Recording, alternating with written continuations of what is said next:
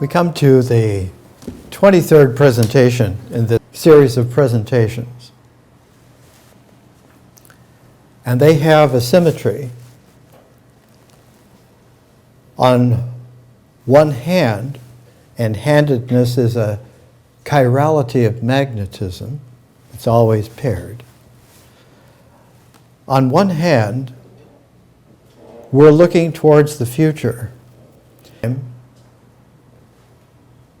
But in a kaleidoscopic space, we're looking at the new past, which means that the past is not writ on stone, and even if it were, on the level that we're working, not just to be granulated or evaporated or even obviated. But there is a instantaneous absorption that characterizes reality and paired agents. Subatomic particles can come in and out of so-called existence quicker than we could compute. It's standard issue. The future, visionarily,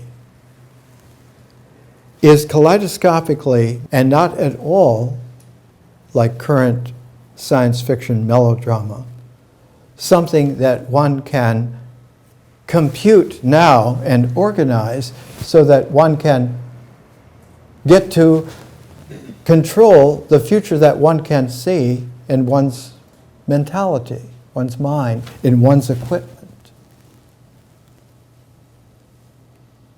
This is the new past is chirally the other hand of the open future. And one of the qualities that interferes with that is the obstinate insistence on there being a present now. It is past, and what's future is future.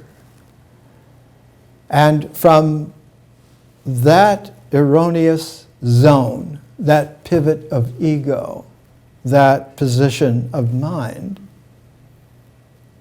the past becomes something that can be controlled and indexed, and the future something that increasingly now can be controlled. Kind of arrogance.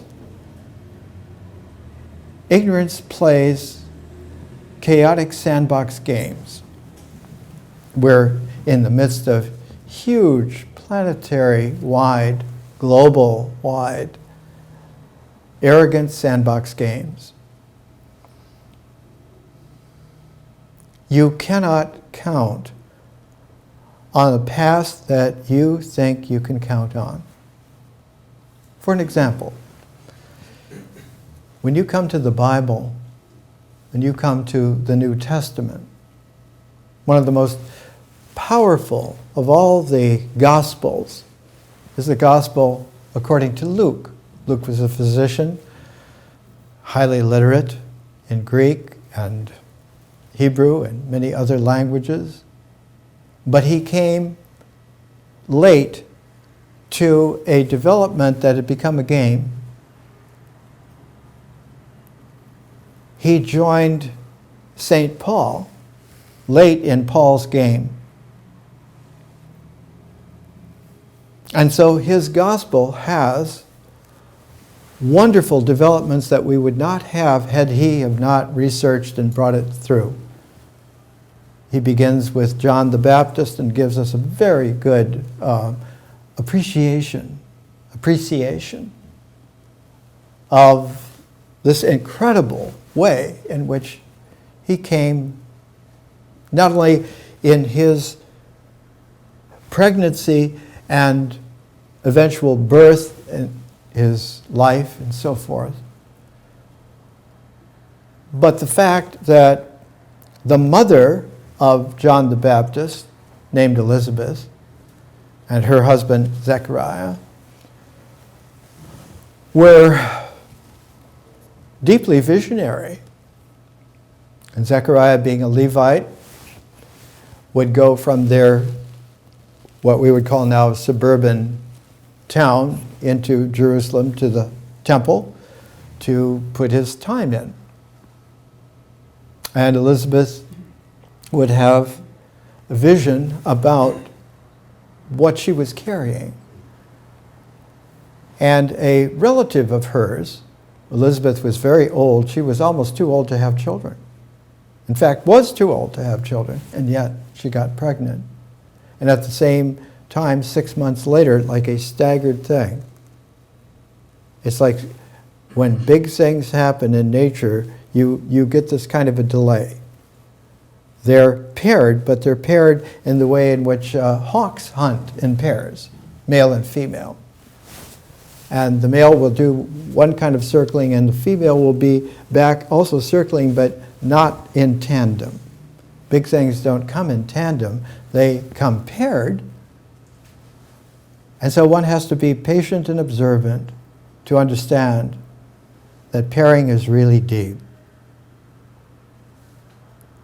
She was visited by the youngest daughter of her sister, whose name was Miriam, and she was had turned 16.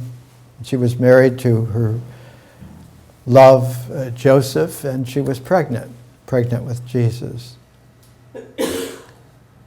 And Jesus was about 3 months along in the womb, and John the Baptist was almost ready to be born, almost 9 months. And Elizabeth felt the kicking of the embryo become a baby in her womb. And she realized that when Mary had come into the room, the baby she was carrying was related in some huge way to the baby that she was carrying and was about to birth. And these were auspicious times, as the Chinese would say. Everyone knew that we were not only on pins and needles, but we were on whirlwind. So Luke in his gospel records a hymnal-like poem for the vision of Elizabeth and the vision of Zechariah. And then he records a poem that he ascribes to the mother of Jesus, to Mary, the mother. It's called the Magnifica. It's known for 2,000 years worldwide. It is not by the mother of Jesus. It's by the other Mary. It's by Mary Magdalene. And it's fiddled with and misquoted, misprinted, misread by Luke because Paul had adjusted it so that the birth of Jesus would be a Christ event and not a Jesus event of a man who could have not a sense of the present moment now in his time scaling, but a sense of presence. And that presencing was shareable. The present now is like that. It's insistently singular. So one longs for a singularity. It's insistently me. And so the origin of me in language comes from ancient Samaria. And it means the power that you have. And if you read the beautiful hymns of N.A. Dewana, the 42 temple hymns, or her myths of Inanna, you see right away that That me carries on in the sense that me, in that I have 3 ways to deal with you. Me, myself, and I. And deal you will. It's all a game. It is an erasable, evaporatable, avoidable game. One doesn't even have to play games.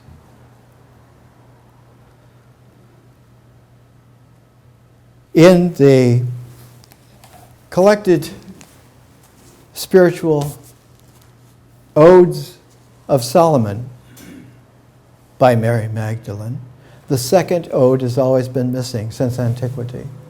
It's not there. Even in the most meticulous collections, it's not there. It was there. It was the Magnifica. But it was edited out very, very quickly and very soon. And so it passed into oblivion, even the realization that Mary Magdalene was the greatest poet of the age. And that the Odes of Solomon go back to a great lineage, go back to another great poetess who wrote the Song of Songs, the Queen of Sheba.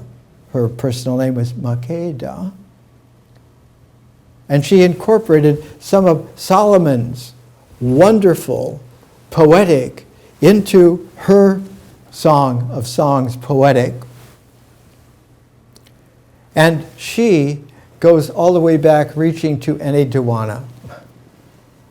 So that Mary Magdalene has a pedigree, very much like the Gospel of Matthew starts out with the pedigree of Jesus. These are the generations of Jesus. Son of David, son of Abraham. 1,000 years, 2,000 years. He's a double millennial being. He's at home with what in antiquity was called an aeon. Understands generations, and that in between what he was to emerge after his resurrection would be the 42nd generation since Abraham. Enheduanna's temple hymns are 42, etc., etc. The generations in Matthew are divided from Abraham to David, which is 1,000 years, is 14 generations. It's right there at the beginning of the New Testament. From David to the birth of Jesus has a dividing split midway. It's the exile, the being carried away into exile. It's the capture. And from David to being carried away is 14 generations, and from the return of being carried away to Jesus is 14 generations in his capacity to not only be the 41st generation, but to re-emerge as the 42nd. You can get happy feet on 42nd Street. Every Broadway musical knows that. The obviation of the past is cataclysmic. It is such a catastrophe that from time to time, when time reaches its energetic nodes in its frequency cycling, time, especially because it has become condensed and magnified, condensed to the subatomic level to where we're dealing with vacuum energy that is creative, like the Higgs boson, and magnified to where we can see the early galactic wonder from 13 billion light years away.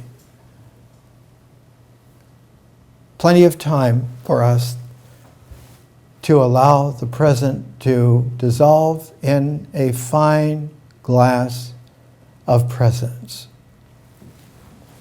Here is a little something. This is the way it's done. This was done 2,500 years ago by Lao Tzu in the Tao Te Ching. This is my translation. I worked on it for about 35 years. In San Francisco, Canada, here, so forth.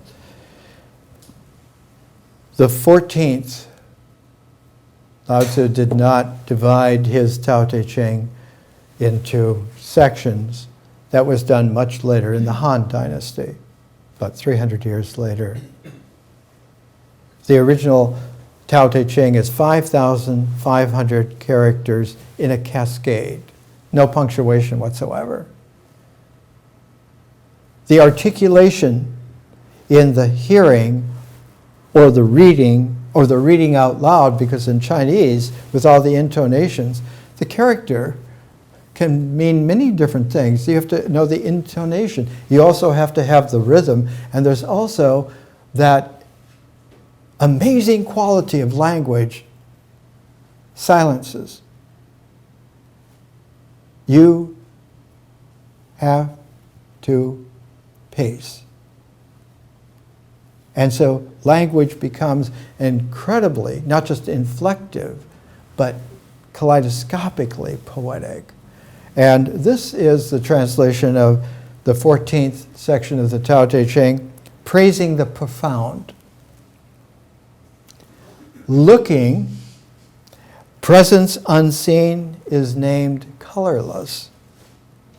Listening, presence unheard is named soundless. Reaching, presence beyond grasp is named incorporeal. These, thus, themselves, not subject to objectivity.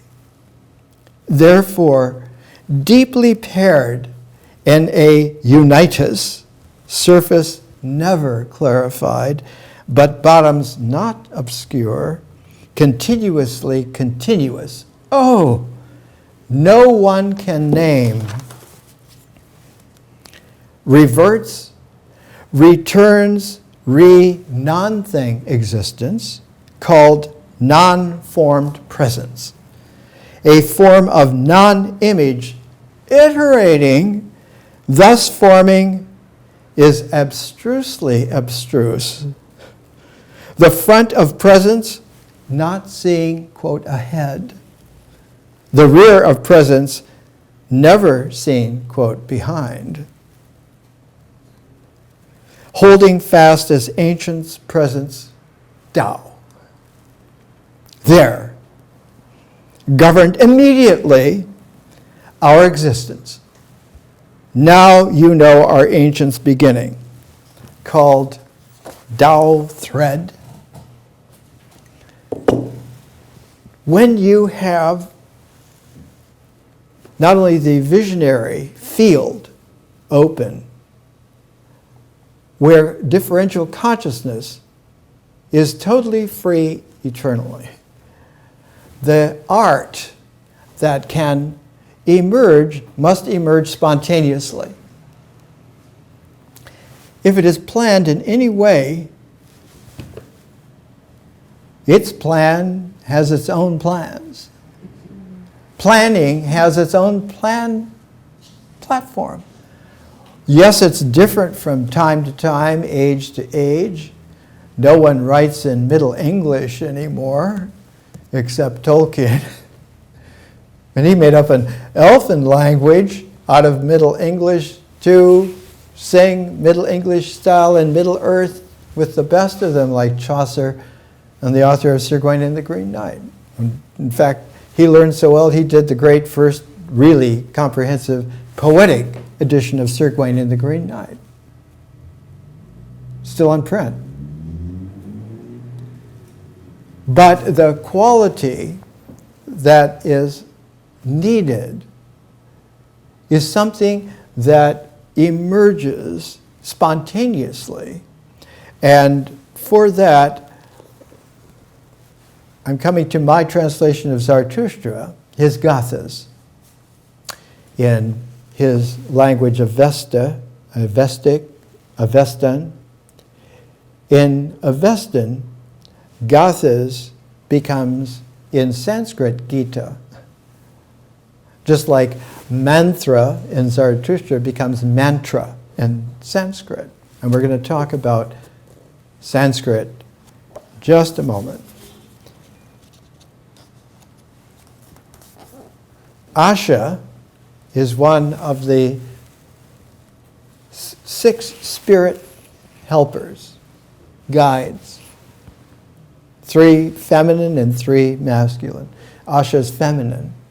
She is the order that spontaneously can come into instantaneous existence, come alive into life, and become conscious life that respects and not only integrates all the rest of it, but differentially opens up the freedom of all of it. Vohuman is the masculine complement to Asha, is not the clear mind so much, but the good thinking mind. And good thoughts always have a free quality to them. They color outside the lines. Instead of one having a kind of a mechanical distribution of color, one has a matisse. And this quality is here because there is a feminine quality of radiance that in Avestan was named Mazda. The radiance of the realization that mothers the birthing of everything. And the masculine complement to Mazda is Ahura, the Lord of recalibrating whatever goes astray to not bring it back into conformity with those plans, but to allow for it to have that cascade which allows for a waterfall of nourishment to occur as well. Kshatra is one of the 6 spirit helpers, Amesha Spenta in Avestan. And Kshatra is the masculine quality of being able to see to it, to see it through. Not doggedness, but that incredible efficaciousness to see it through. And what pairs with Kshatra, masculine Kshatra, is the feminine Armeti, love. Love that in the acceptance is the creative acceptance, the remembering acceptance that makes it all worthwhile that the Kshatra can continue. Here's my translation of Zarathustra. His 4 gathas divided into yasts. There are different numbers of yasts in the gathas, and the very last gatha has only 1 yast.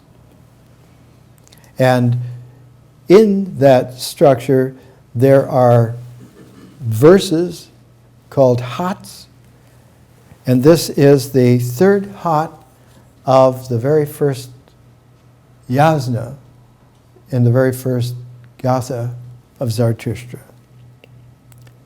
I to you, in Asha wreathing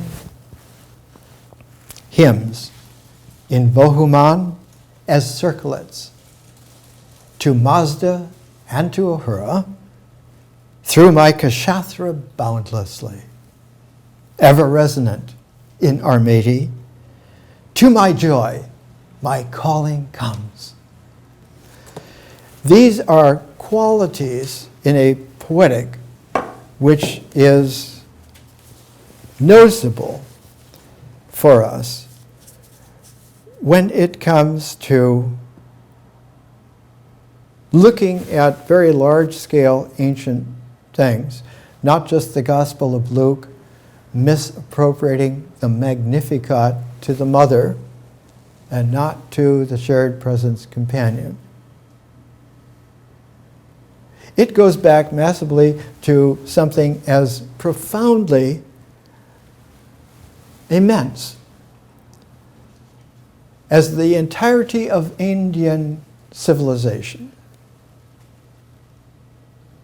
At the founding, supposedly, of Indian civilization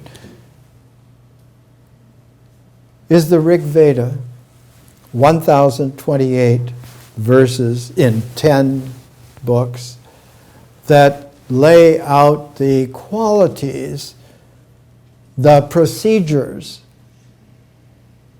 the beliefs, the rituals, the symbols, the mythology, the visionary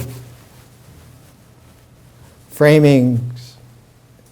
All of it's there in the Rig Veda. All of Vedic civilization, which is India supposedly from its beginnings as a written language about 1500 BC. All of this is not true. It is true as far as it goes, but Zarathustra's Avestan, his Gathas were written 400 years before the Rig Veda.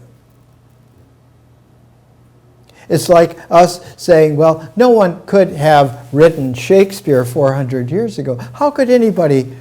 It must have been a committee, or it must have been somebody else. That it's like a schoolboy from a little town on the Avon River? No, there's no way. Yeah, he did. 400 years ago. And Zarathustra, in his Gathas, creates the very poetic forms that are assumed and subsumed in the Rig Veda, but have a completely different quality of coloring to it.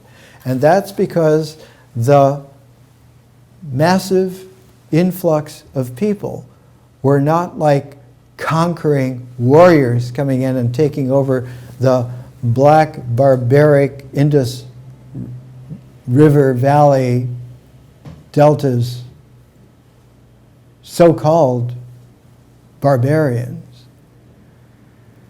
They were fleeing the pressure of the Hittite Empire that was so great that it was already conquering Egypt and also conquering what today we call Iran. And they were pushed not only out of Iran, they were pushed out of Afghanistan. Because Zarathustra wrote his Gathas in what today is Kabul. He married the daughter of Okva, of the king. And all his relatives then through that marriage are named in the Gathas. Written in Avestan, because Avestan, along with Phoenician, was the core of the first written languages, not the first written languages at all. Those came about 4350 BC, and by the time of Yajna 2,000 years later in 2350 BC, she was highly literate and poetic and capable, but in a cuneiform, Akkadian sophistication of ancient Sumerian. But the alphabetic language of the Phoenicians came into play about the same time that the Avestan language in Central Asia came into play as a viable written language about 1925 BC. And Zarathustra is the beginning of that written language that people called Indo-European, but you have to change the Indo. Because India was a sophisticated urban civilization more than 1,500 years before the so-called Aryans' invasion with their Rig Veda and their Sanskrit. They brought the Sanskrit, but the Rig Veda is held by the loving care and ethos of India. It's not like Central Asia. It's not like Afghanistan. It's not like ancient Iran. It's India.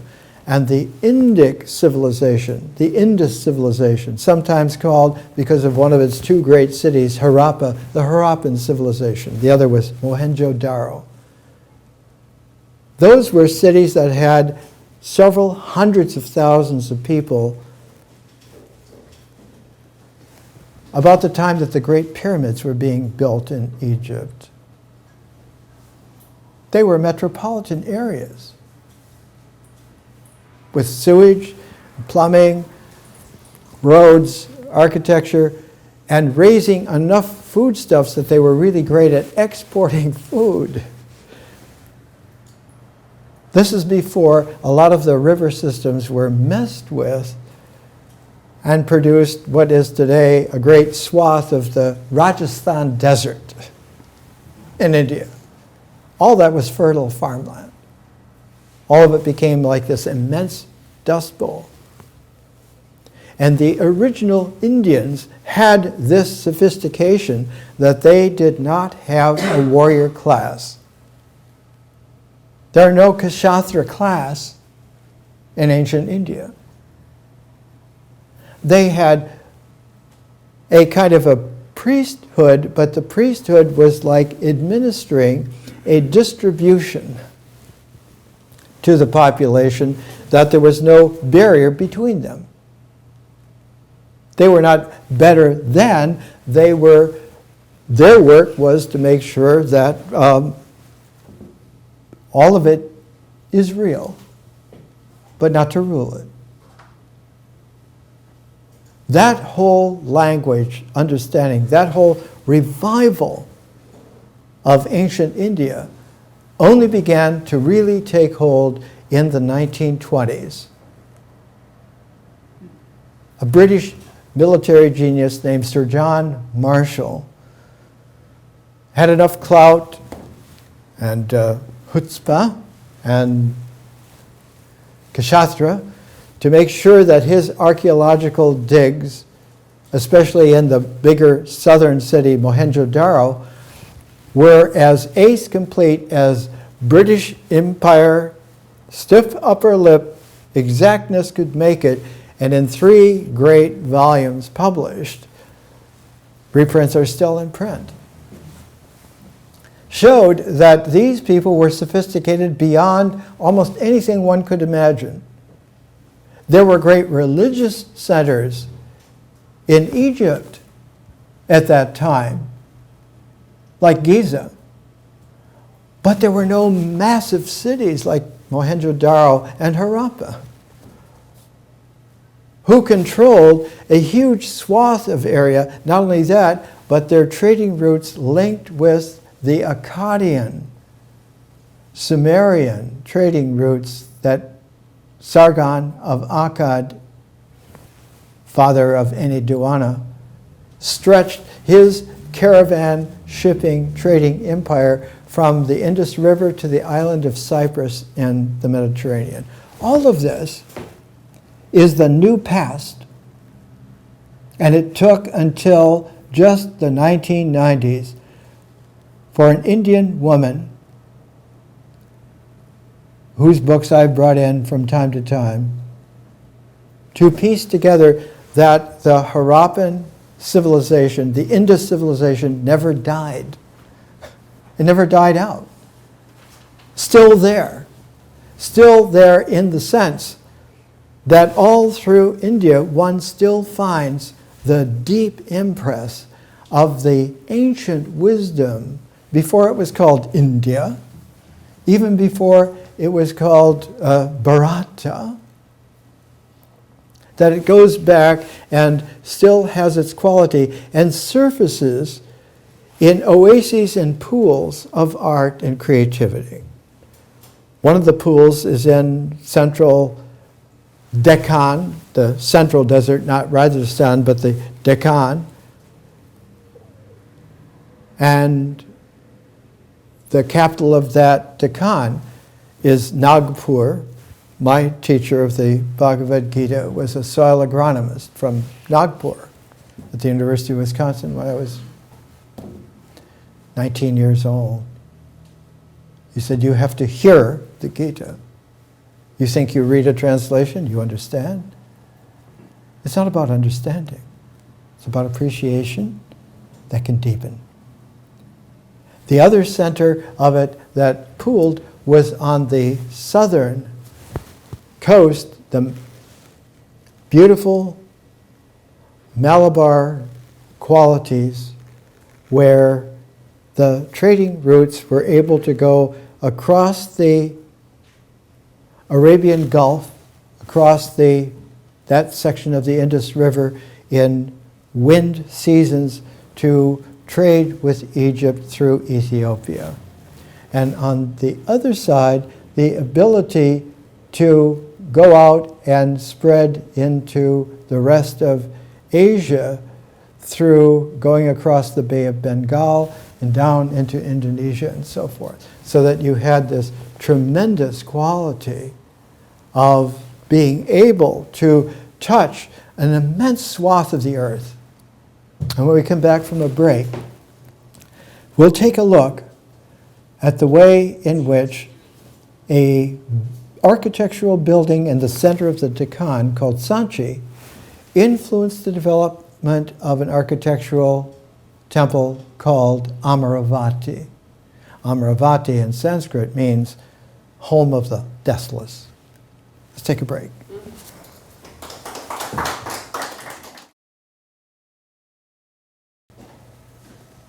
Let's come back to our presentation. We're looking at not only the future and the new past, but how those chiralities, that magnetic energy field, complements the electric field.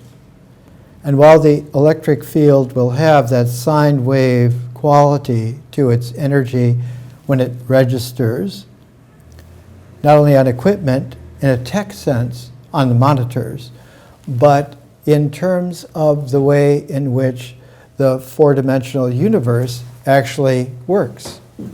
Has its, Lao Tzu would use the term, the Chinese term, Te. Te is the power to be, which pairs with Tao. That's why it's called the Tao Te Ching, the book of Tao Te. And Tao Te has a complement, another pair, so that there's a pair of pairs, and they emerged about the same time, but almost nobody ever talks about it because nobody sees it. The Tao Te of Lao Tzu complements the Gen E of Confucius, Kung Fu Tzu, Master Kung. Both of them occur about 500 BC, which is a renaissance. When that electric energy, when it begins from a horizon of zero time, because nature has a zero field,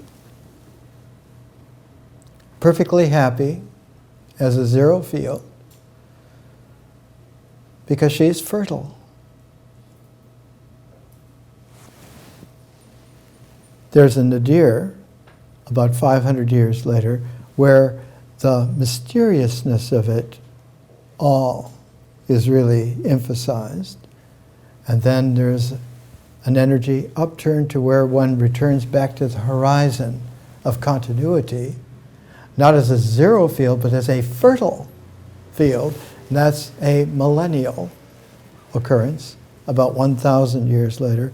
And then it continues above that horizon, just the same as that nadir, reaches an apex, and that's a renaissance.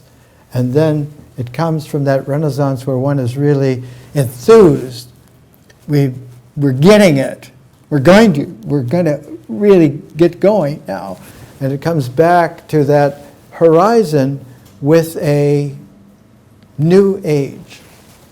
Not an age so much, but the Greek term is more correct, because the use of Greek has its roots in the kind of Phoenician alphabetical genius of about 1900 BC. That particular millennium, 1,000 years after it, gave birth to the classical languages of Greek and Hebrew. Homer and David, who wrote the Psalms, are contemporaries. They're literate. Not only that, but the language of the Hebrew and the Greek had a massive scale, because at the same time that Solomon understood Hebrew a la his father, his love of his life, the Queen of Sheba, Makeda, understood written Hebrew as well as him in Ethiopia, in Sheba. By the way, they had a son whose name was Menelik, and he's the true inheritor of Solomon. He's the true inheritor of that whole lineage. And when he was 21, he went to see his father, who had become dissipated. Too many women, too many bad songs, too much carousing, too much cleverness. And so he took the Ark of the Covenant as his heritage, and he went back to Ethiopia, and it's still there. It's in a center, a city, sacred center called Axum, and it's still there. One has to understand the new past in order for the future to have fertility. It's not that it's there, but the fertility is in the presence. And if you're presencing all possible worlds are available. It's a theme of science fiction.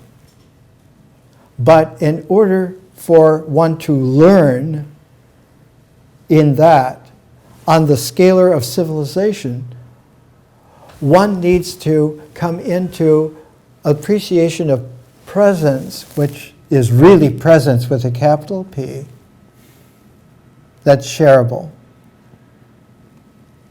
And so one frequently finds the searching for, the quest for, the other that would tune with you and become a shared presence.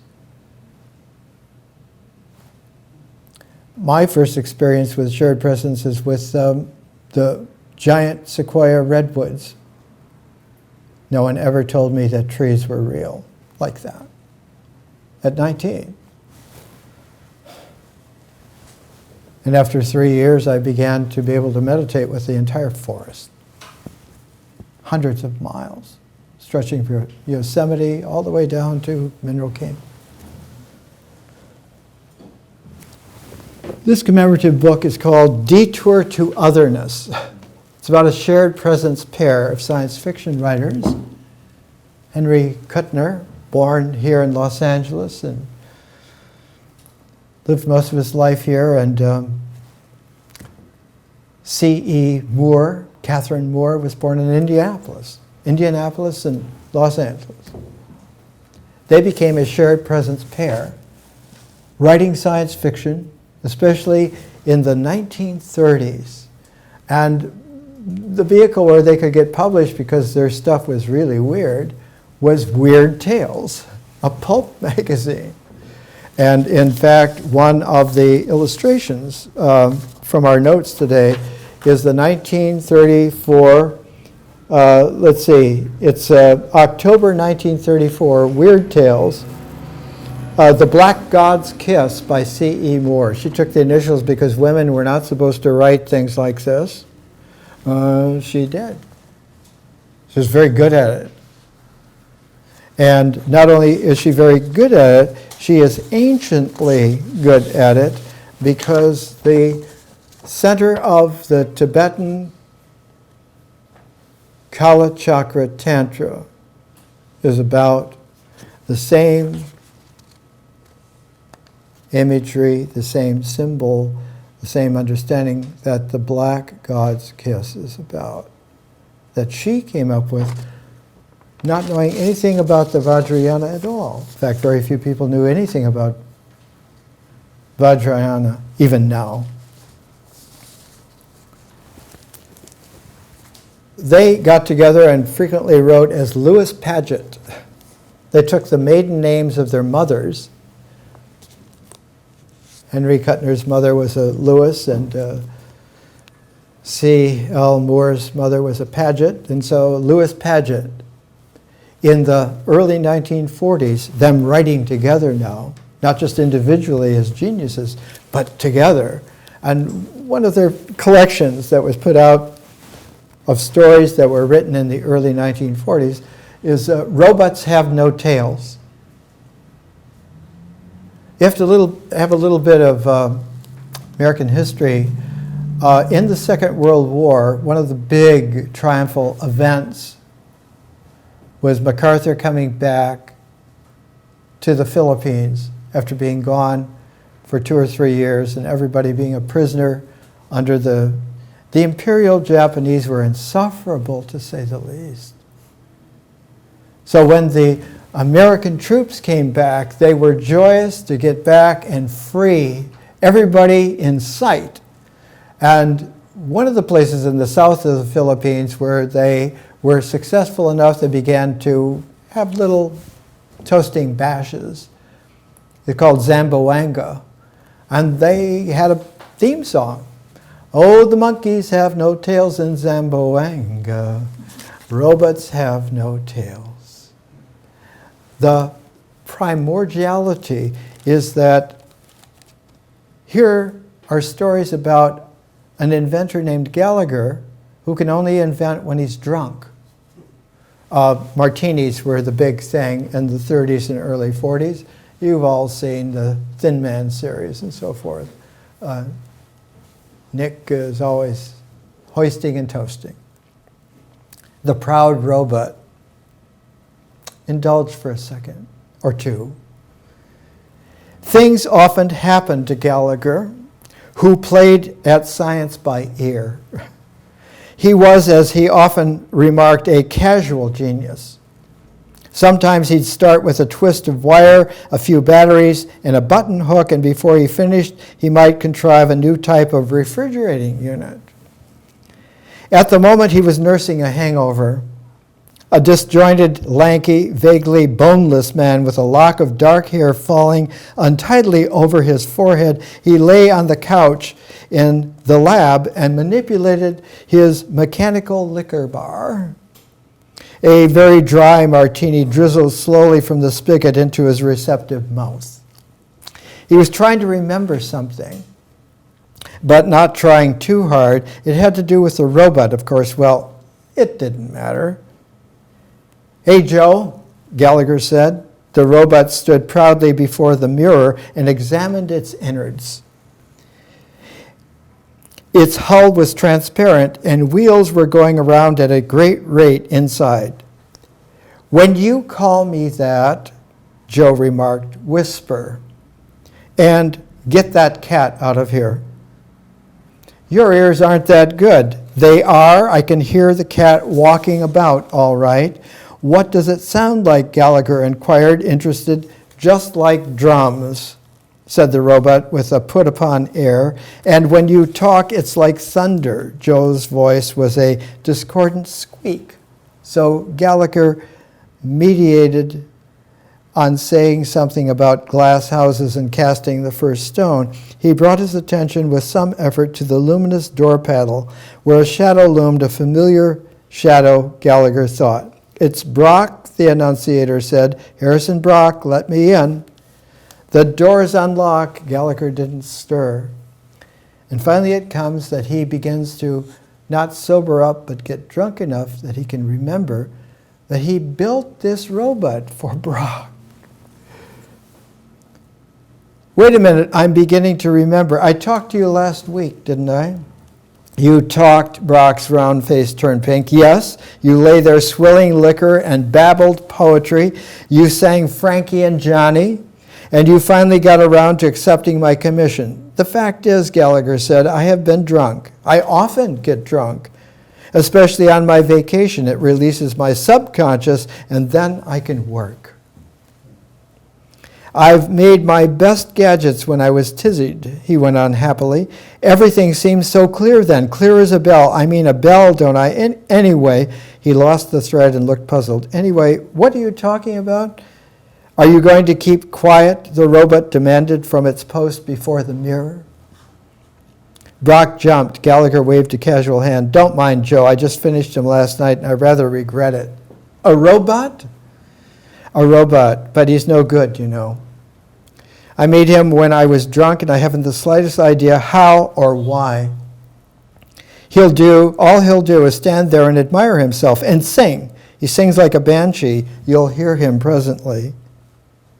And Joe goes on admiring himself and singing, and the reader is left with an incredible insight of relief, because by the early 1940s, when this story first came out, robots had become demonically huge in science fiction. And the first huge, demonically immense science fiction robot story was this one, R.U.R. by Karel Čapek, or in Czech it's Čapek. Karel Čapek was a contemporary of Kafka and of Rilke. And their city was Prague, a city of alchemists. RUR stands for Rossum's Universal Robots. This is the first English translation. It was a play. And so the first RUR was really a playlet, skit, a script to produce the play. And the play was a smash hit and was produced again and again, not only in Prague, but in every city in Europe, including in London, where this English translation was finally published in New York, because Doubleday, Page and Company, it was still Doubleday, early Doubleday then, in 1923. And the cast is included in your notes. And here is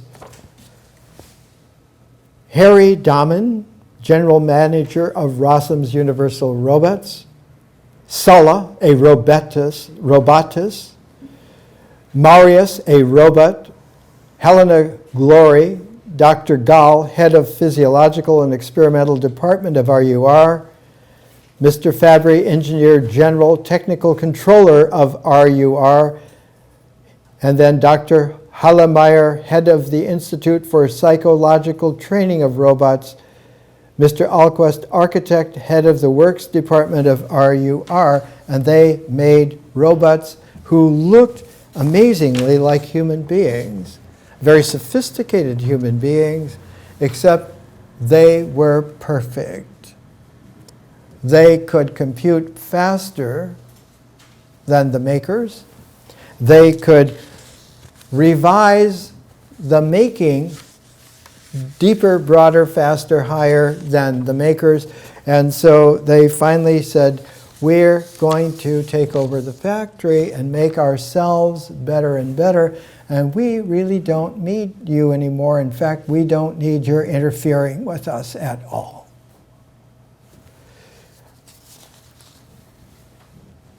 Five years later, an incredible shared presence pair would be that sort of went sour. She was named Thea Van Harbo, and she wrote a novel called Metropolis. And he was Fritz Lang, and he made the film of Metropolis that when it was released in 1929 blew out the world. The complete Metropolis is available on many DVDs in a package. It's about a robot female. Robots are neuter, so it's a pretend female, and she takes over not only the city, because by now they're after the city, not just the laboratory, not just the factory, but the center of civilization. So that by the end of 1929, right about the time of the stock market crash, was a crash in confidence about the future. That's something, as Yeats wrote in his place, The Second Coming, something horrendous was slouching towards Bethlehem to be born. By 1965, a generation or so later, Jean-Luc Godard made Alphaville, about not only a whole city, but a city that has taken over civilization. And the computer is Alpha 60, Alpha 67. And there's one figure from the Outlands, not yet taken over, who pretends that he's a newspaper reporter to come in and do a story on Alphaville. But he's really a detective. He's like a caricature in part of the hard-boiled detectives of the Maltese Falcon or the Big Sleep, Dashiell Hammett or Raymond Chandler. Only it's done in the French New Wave cinema that Truffaut and Godard and many of the geniuses were making in Paris of the 1960s.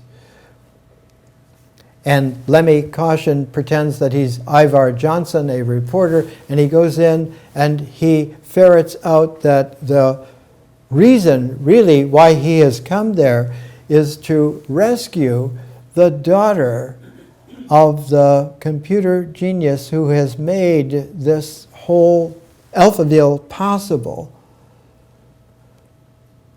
And at first, it's a quest to bring out the pride and joy of the man who would like to organize us all to oblivion. Because everything is not only programmed, you are chemically, biologically, now microbiologically adjusted so that you do not know any better anything other than what you have been inculcated with. And if you try to, for one iota, think outside the boxes, you short out. You go catatonic.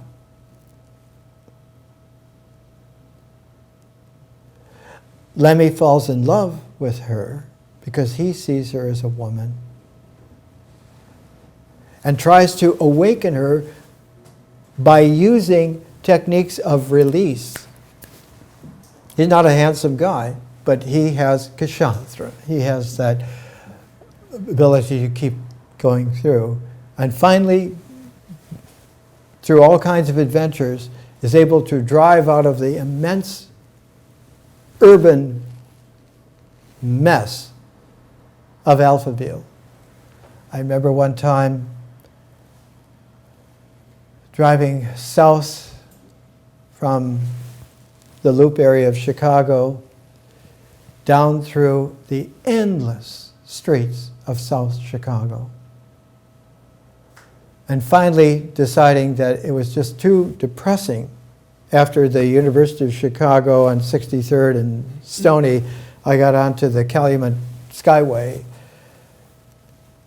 which took me over the suburbs, and then very quickly the suburbs petered out, and then industrial Chicago was there for tens of minutes, for half an hour, all the way to Gary, Indiana, an industrial wasteland with island archipelago of huge factories blaring in the light in the night, and the sludge fields and so forth. It was like a scene out of Dante's Inferno.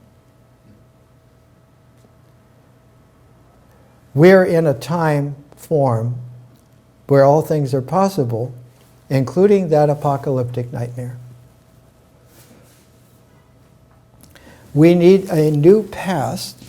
We need to be able to understand that the future is not possible at all, because the vision must be completely open, which means that freedom is the quality of actuality, the theme of existence, the very tone of life. And there's a concerted effort on many levels, more levels than science fiction, except in its golden age, could have seen. Now, to me, it's very familiar. This is the first book I ever bought with my mom's money, Flash Gordon and the Red Sword Invaders. It has my first signature in it. I was 4 years old, summer of 1945. By the time I discovered that there was science fiction in paper bounds, I would ride my bike around to the drugstores and find these science fiction paper bounds. They were 25 cents, and you had to really save to be able to get them. And this was when I was 11. A.E. Van Vogt's, they call it Mission Interplanetary. His title was The Voyage of the Space Beagle. And the first story in this was the first story of the science fiction golden age in July of 1939. It was called Black Destroyer. And it goes on from there. It's about a starship, the Space Beagle, that has 1,000 scientists on board, and they're going to the Andromeda Galaxy. They're going across the intergalactic leap. It's not about interplanetary at all. Then I discovered a couple of years later that there were science fiction magazines. The first one I ever bought, May of 1955, means that it was bought in March, late March. So that vernal equinox of 1955 is the first time I began reading science fiction in the magazines and in the paperbacks, and getting into the science fiction vision, so that when I was 16 in 1956, I wrote a letter, and it wasn't published until May of 1957 because the editor, Robert Lowndes, lost my letter. And in this issue, his letter section was called The Last Word. He finally published, this is the first time I've been in print, Roger Weir. And there are only 2 letters in The Last Word. The other one is by Isaac Asimov. So the aliens don't faze me at all. In fact, I think I'm going to phaser them. Because they're evaporatable. They're avoidable. And if they're learnable, they're going to get built the same way anyone will be built. If you want the presentations, chip in. It's a quality that goes back a very, very long time. The quality is highlighted by the way in which India misunderstood itself for almost 3,500 years. And after a millennia of the Rig Veda and the Vedic civilization, where the Brahmins were at the top and untouchable in the sense that no one could join them, they were select, they're off limits. And to protect their off-limit privilegedness, the Kshatriya caste protected the Brahmin caste because they were professional warriors. When I was teaching in Canada, one of my closest friends was from Multan on the Indus River in what is now Pakistan. And he was about 6'2" and really vibrantly built. He was a Kshatriya. Even though he was from a Muslim family, they were still a part of that quality, because when the Muslims came into India, they came in with their own warrior qualities, and when they met the Indian civilization, they said, well, that fits. It's just that those Brahmins now are outside of our religion, so they can practice off by themselves, but we're the new warriors, and everybody else falls into line. The merchants and so forth. And of course, they're untouchables. They do stuff, clean toilets and stuff like that. We have nothing to do with them. So one had nothing to do with the Brahmins or the untouchables, and in between, it's the military that controlled the industrial complex. And haven't we heard that before around here? What shows up is that eventually, in the later part of the 20th century, there were figures, there were characters, there were persons, prismatically, who really lived through the 1960s and really emerged working in the 1970s, and by the 1980s, when everything was getting very Orwellian, they were busy sorting out, combing out, trying to get down back to what is really going on. And one of those figures took his cue from the Rig Veda, and he went to film. His name was Fritz Stahl, and he filmed the Agni Yoga ceremony, the central ceremonies of the Rig Veda in South India, and it was published in 2 huge volumes by the University of California Press, with hundreds of color photographs. I've included a number of them in there's a cassette pair that is available with the 2. They were only available in 300 sets, and they were all sold to major universities around the world, except this one. I knew the University of California Press people, and at the time, I had a very wealthy patron, and I just bought it. Elbowed my way in. The platform on which the Agni ceremony are fired clay bricks in the form of a giant bird. And here's a diagram that's included, showing the whole ecology of the ritual buildings and ceremony. And at the head of the bird, just on the liminal perimeter of the ritual sacrifice grounds, is a pole. And the pole is called the yupa, and that sacrificing pole is the beacon visionary access of the Agni Yoga ritual in total, with all of its aspects to it, that it aims not to get to that yoga, but to go through it, because it's an aperture. It's an aperture to get real. If you go to the net, go to WikiLeaks, AGNI, Agni. It's Indo-European. The European word that you'd be familiar with is ignite. Agni, ignition. Ignition.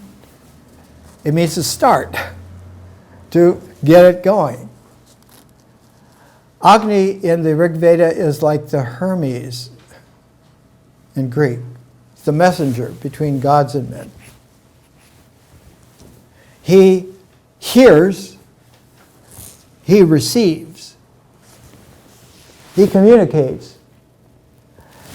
And that communication allows for the distribution and penetration of the whole universe, not just this area, not just us and everybody that us's know 6 degrees of separation, but the entire universe.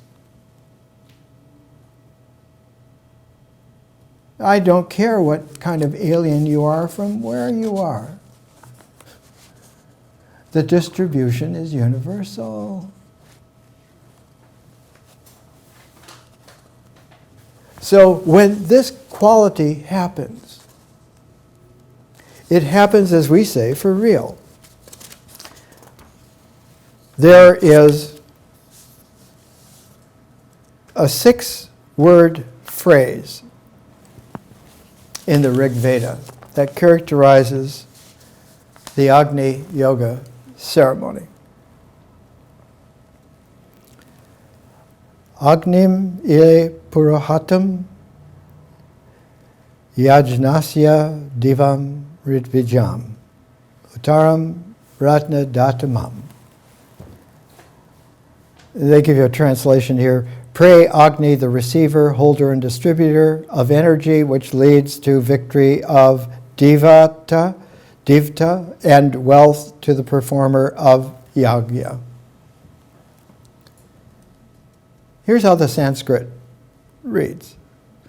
Agnim is Agni in the possessive, so that it is not only that it's Agni, but it's Agni receiving. Receiving in such a sense that it is a thrust, a dynamic thrust that he's receiving, and the receiving is a holding until he gifts it, not just to give it as a communication, but as a distribution. Because the gods are not there or anywhere.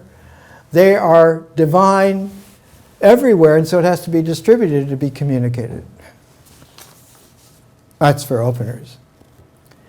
The second pair, in Sanskrit, it comes out in the pronunciation because the words have to be separated somewhat. Yajnasya Divam Ritvijam. The distribution is not just the language, it's the energy of the language, which fire has. Agni is fire, but Agni is fire as energy. It's not just fire, but the sun, lightning, insight.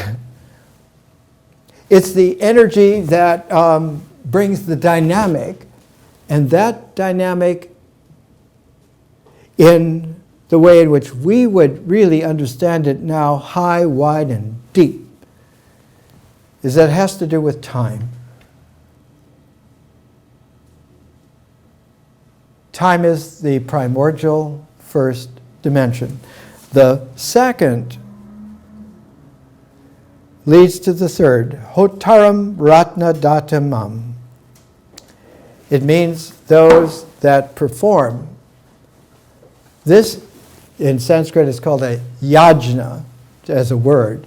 And it means an ongoingness like a quest, a yajna.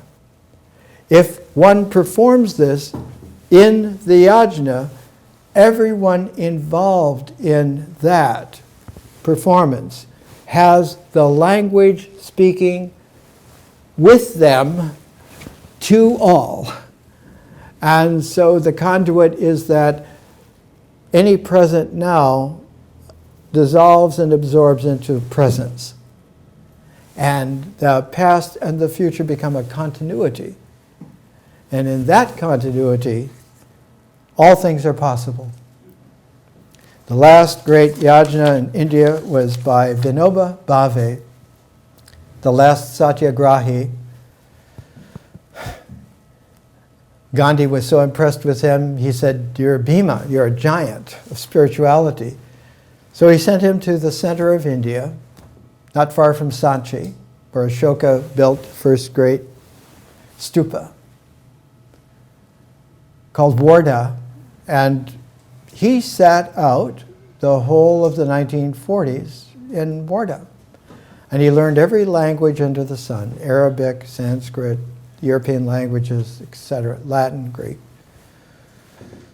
And after Gandhi was assassinated, he didn't know what to do. Well, what do we do now? And he had a vision that he should start walking south from the center of the Deccan, the center of India. And he just began walking. And he called it his Yajna. And there was a great transformation that came of two brothers that ran a village, and they owned all the land, and everybody in the village was suffering because the two brothers were fighting. So Vinoba solved it. He brought the two brothers together. He said, "You respect me. I want each of you, both of you, to adopt me as a son, one of your sons, and to give me now my share of your inheritance," which they did. And he put that into a trust for all the rest of the villagers. And he called it Budan, which in Sanskrit, Hindi, is land gift. And so the Budan Yajna went on, and in India today, there are several 100 million people living under this, what is called Sarvodaya. And Sarvodaya, no one talks about yet. More next week.